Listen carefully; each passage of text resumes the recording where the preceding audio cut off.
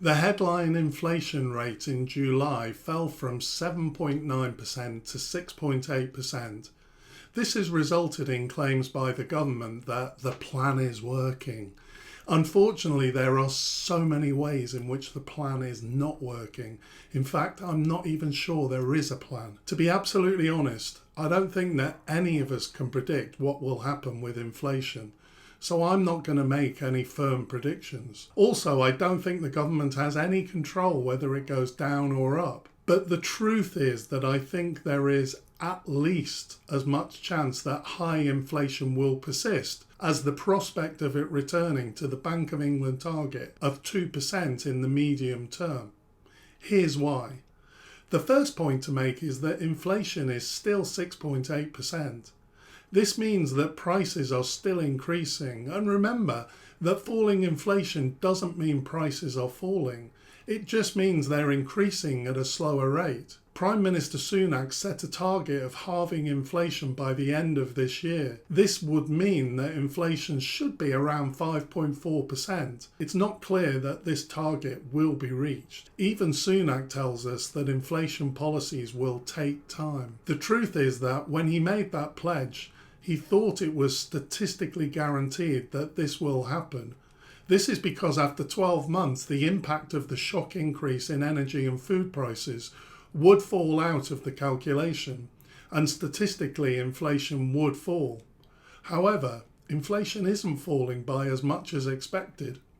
Economists are calling inflation persistent and sticky because it's remaining higher than was hoped. Let's look at the actual price trend rather than the percentage change in prices. This chart is in index form, setting the 2013 price to 100. We can see that the increase started in 2016, and there's a general view that the main cause of this was the devaluation that occurred in sterling after the referendum result. It made imports significantly more expensive and thus created an upward shift in inflation. Although it stabilised for a bit, the dramatic increase came over the past 2 years. Let's just be clear.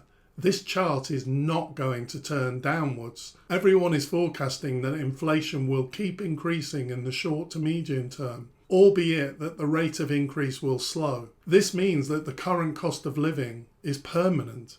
It will never be reversed. Of course, this is in aggregate. It doesn't mean that individual prices won't fall. If the UK goes into recession, for example, it is possible that some retail products will see price reductions associated with sales. Recession is still a possibility, particularly because it's arguable that inflation won't improve until the economy experiences recession. This is effectively the government's plan. Of course, the government focused on the falling headline rate, but core inflation is not budging. Core inflation strips out the impact of energy and food prices, which have both seen the biggest price shocks in the past 2 years.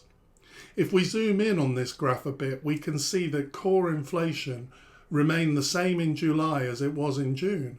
This is really concerning and indicative of a more permanent inflation problem. This chart breaks down the aggregate figures, and we can see that the decrease in the overall rate came principally through falling energy and food prices. Energy is included in housing and household services.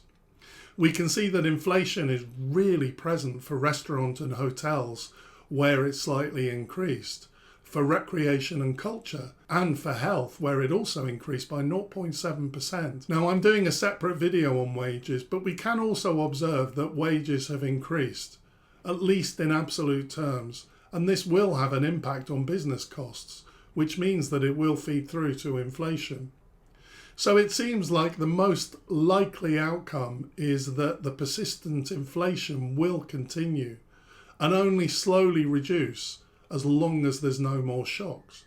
On the issue of shocks, just in the past couple of weeks, we've been reminded how global prospects are highly uncertain at the moment. It's still possible that the Russia-Ukraine war could create another food shortage, which would be highly inflationary. Rising temperatures affect costs and will have an impact on inflation. Plus, as the world transitions to net zero, this in itself is costly and causes upward pressure on prices. And there's a not insignificant prospect that we'll have another pandemic, which last time played havoc with supply chains and caused inflation. Now, I said earlier that the government actually have no control of inflation. The Bank of England is effectively controlling the principal tool, that is, the interest rate. So therefore, it's ridiculous that the government will claim any credit if inflation is reduced further. However, we can also say that if inflation was to go up again as a result of a new shock, this wouldn't be the government's fault.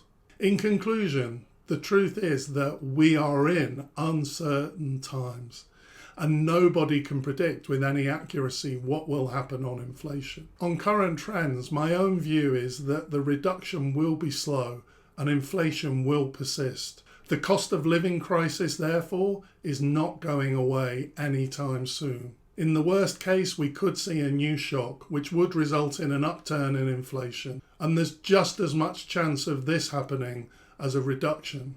I hope you found this information useful. If you did, I'd really appreciate it if you'd consider liking the video and subscribing to the channel. Thanks for watching. See you next time.